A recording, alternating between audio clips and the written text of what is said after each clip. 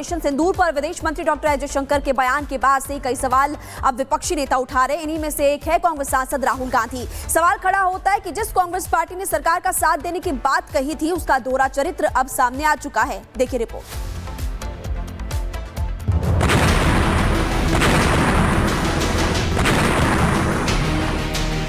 Ceasefire on, सियासत full on. जी हां, भारत और पाकिस्तान के बीच सीजफायर शुरू होने के साथ ही भारत में सियासत भी गर्मा गई है। ऑपरेशन सिंदूर पर विपक्ष ने सरकार को समर्थन देने वाला नकाब अब उतार कर फेंक दिया है और उसका असली चाल चरित्र और चेहरा सबके सामने आ गया है। विपक्ष सरकार से ऐसे ऐसे सवाल उठा रहा है जो दुश्मन देश पाकिस्तान के प्रोपेगेंडा पर पूरी तरह फिट बैठ रहे हैं।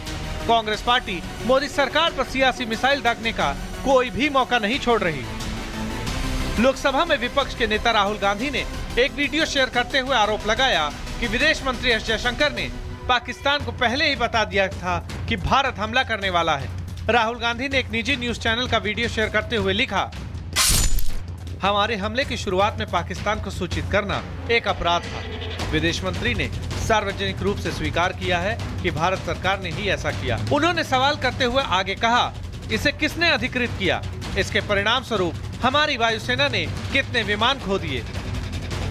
दरअसल राहुल गांधी ने सोशल मीडिया पोस्ट के साथ एक वीडियो भी साझा किया है जिसमें विदेश मंत्री एस जयशंकर ऑपरेशन सिंदूर का जिक्र कर रहे हैं।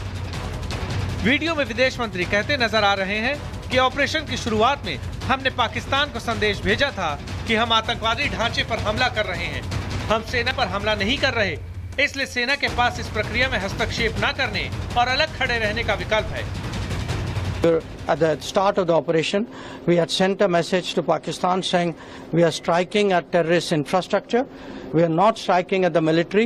So the military has an option of standing out and not interfering in this process. They chose not to take that good advice. Rahul के बयान के बाद विदेश मंत्रालय ने साफ कर दिया कि विदेश मंत्री के बयान का गलत मतलब निकाला जा रहा है। विदेश मंत्री एस जयशंकर ने कहा था कि हमने पाकिस्तान को शुरुआत में ही चेतावनी दे दी थी, जो कि ऑपरेशन सिंदूर के शुरू होने के बाद का शुरुआती चरण है। इसे गलत तरीके से पेश किया जा रहा है। ये शुरुआत से पहले की बात है। तथ्यों को पूरी तरह से गलत तरीके से रखा गया है। विदेश मंत्रालय के बयान 11 मई को दिए DGMO lieutenant general Rajiv Ghai के बयान से भी मेल खाता है। We did attempt to reach out and communicate our compulsions to strike at the heart of terror to my counterpart in the immediate wake of Operation Sindoor. The request was brusquely turned down, with an intimation that a severe response was inevitable and in the offing. We were of course prepared. Operations on the 7th and the 8th.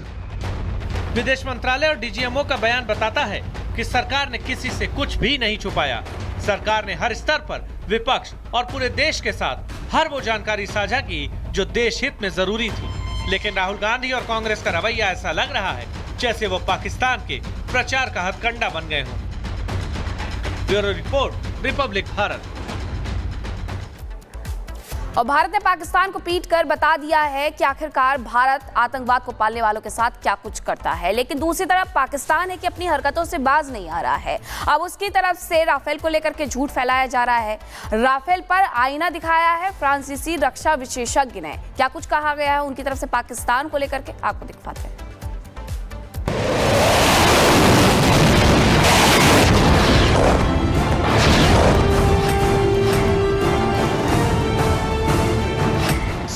मई को सबसे पहले Rafale ने scalp और hammer की शक्ति से पाकिस्तान को धुआं कर दिया। पाकिस्तान में 100 किलोमीटर अंदर तक छिपे 9 आतंकी ठिकानों को राख कर दिया। अजहर मसूद का पूरा खानदान बर्बाद हो गया, तबाह हो गया। 100 से ज्यादा आतंकी खाक हो गए। लेकिन पाकिस्तान झूठ पर झूठ बोलता रहा कि पाकिस्तान ने भारत के राफेल जेट्स को मार गिराया है। पाकिस्तान के झूठ की पोल पहले तो पाकिस्तानी पत्रकार पीरजादा ने खोली। पाकिस्तान ने जो मिसाइल हमले किए हैं उससे तो हिंदुस्तान को कुछ भी नहीं हुआ। यानी हिंदुस्तान ने जो मिसाइल स्ट्राइक्स की हैं पाकिस्तान के अंदर, दो तीन किस्म के उन्होंने मिसाइल्स यूज़ किए। आपको पता है पहले उन्होंने मेरा ख्याल स्कैल्प यूज़ किए जो फ्रेंच टाइप के थे, जो एयर टू ग्राउंड थे, जिसमें उन्होंने 24 मुकामात को हिट किया आज़ाद कश्मीर में, पाकिस्तान में, बहावलपुर के अंदर, मुरीदके में। और वो सारे जो हैं जिन जिन बिल्डिंग्स पे उनको जाके लगना था, स्कैल्प एक्यूरेटली जाके उन्होंने हिट किया और हम कुछ भी नहीं रोक सके। उसके बाद उन्होंने ब्राह्मोस यूज़ किए जो रशियन और इंडियन ताउन से इश्तराक से बने हैं, और उन्होंने जहाँ जहाँ वो मारना चाहते थे खासा प्रिसाइजली उन्होंने हिट किया। और पाकिस्तान ने किसी किस्म के सैटेलाइट इमेजेस नहीं दिखाए, जबकि हिंदुस्तान की आर्मी एयरफोर्स वगैरह ने अपनी ब्रीफिंग्स में वो सैटेलाइट इमेजेस दिखाए हैं। भारत ने पाकिस्तान के 4 विमानों को निस्तेनाबूद कर दिया था, मार गिराया था। भारतीय मार की सच्चाई को पाकिस्तान आखिर किस मुंह से स्वीकारता?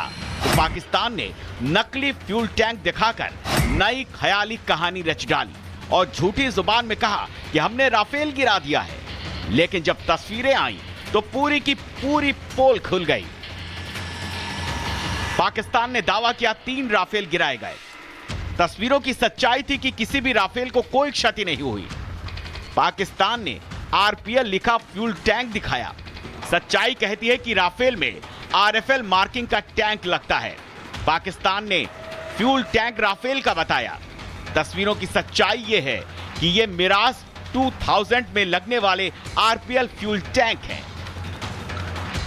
फ्रांस के रक्षा मामलों के विशेषज्ञ जेवियर टिटलमैन ने यह एक्सक्लूसिव जानकारी साझा करते हुए राफेल गिराने वाली बात को पाकिस्तान और तुर्की की फैंटेसी करार दे दिया।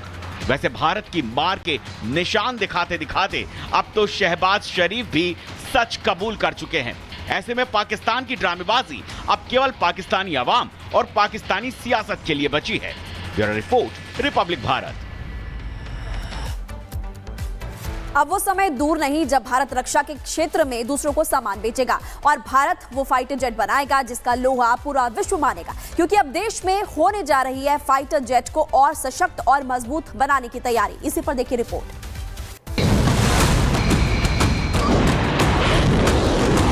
उन्होंने भारत के माथे पर वार किया, हमने उनकी छाती पर वार किया है और छाती पर घाव किया है।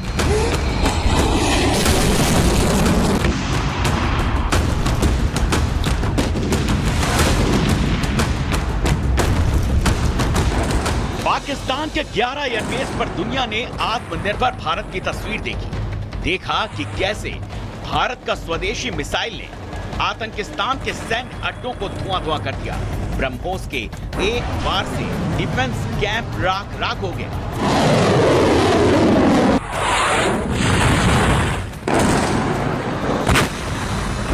भारत ने जिस तरह से पहलगाम हमले का बदला लेने के लिए स्वदेशी हथियारों का इस्तेमाल किया, उससे समूचा विश्व एक बार फिर भारत का लोहा मान रहा है। और यही वजह है कि एक बार फिर से तेजस जैसे स्वदेशी फाइटर प्लेन के बाद अब देश बहुत जल्द कुछ और आधुनिक लड़ाकू विमान बनाने की तैयारी में है। दावा किया जा रहा है कि अगले कुछ सालों में भारत लड़ाकू विमानों के निर्माण में आत्मनिर्भर बन जाएगा। और इसकी जानकारी दी है तेजस के पूर्व डिजाइनर कोटा हरिनारायण ने। उनके मुताबिक देश में फाइटर प्लेन को बनाने का इकोसिस्टम डेवलप हो चुका है। स्वदेशी एयरक्राफ्ट बनाने की टेक्नोलॉजी बेहतर हुई है। भारत कुछ साल में एयरफोर्स की